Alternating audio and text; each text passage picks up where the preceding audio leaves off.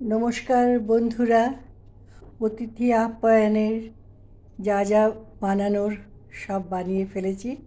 একমাত্র ক্রিসপি পনির ওটা এখন করিনি, খাওয়ার আগে ভাজবো।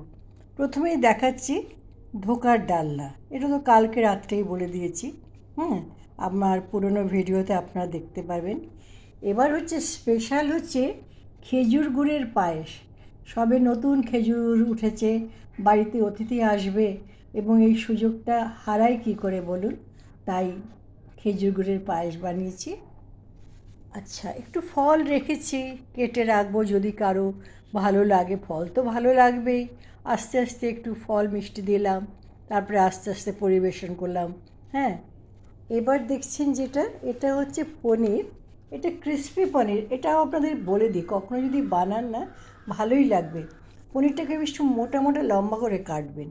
কাটার পরে ময়দার ভেতরে আপনি একটু বেকিং সোডা আর অল্প করে জল দিয়ে ভালো করে গোলার পরে কিছুটা বাটার মানে গলিয়ে নিয়ে এটা ঢেলে দেবেন।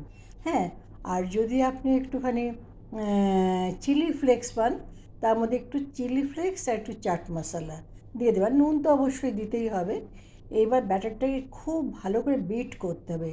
এটাই হচ্ছে এই ক্রিসপি পনিরের মেন জিনিস। তারপরে আপনি ওটা ডুবিয়ে ডুবিয়ে ওটাকে ভাজুন। কিন্তু আমি যদি এখনই ভেজে রাখতাম, দেখুন অতিথি আস্তে আস্তে প্রায় একটা তো বাজবেই। সুতরাং আমি যদি 12:30টাতেও করি, করতে করতে 1:45 হবে, ততক্ষণে এটা হয়ে যাবে।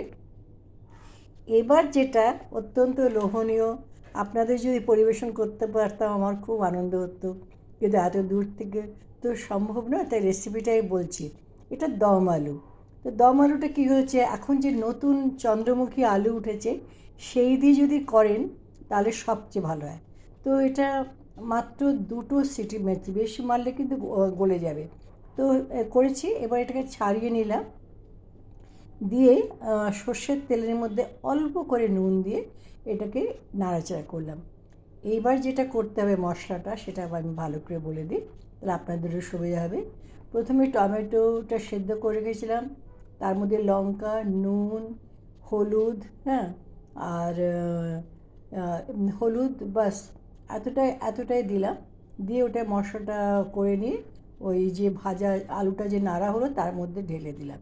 দিয়ে যখন দেখি নাড়তে নাড়তে বেশ মশলাটা শুকনো হয়ে আসছে, তখন এর ভেতরে দেশি ঘি দিলাম। দেশি ঘি দিয়ে যখন বেশ একটা সুগন্ধ বেশ পেলাম, এবার কী করলাম দেখতেই পাচ্ছেন, অনেক ধনেপাতা কুচিয়ে ছড়িয়ে দিয়েছি। আর একটা ভাজা মশলা আমি সবসময় ঘরে করে রাখি, দালচিনি আর জিরে।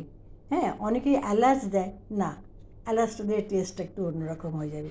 দালচিনি আর জিরে, তাহলে কিন্তু আপনার করে জানাবেন যে কেমন হয়েছে। আর সবচেয়ে প্রথম পাতে পড়বে শুক্তো, যেটা এটাও আপনাদের পুরনো ভিডিওতে দেখিয়েছি। রইল কি ভাত। ভাত তো ঠিক 12:30টার সময় বসাবো। এই হচ্ছে আমার অতিথি আয়োজনের তালিকা। ভালো থাকবেন।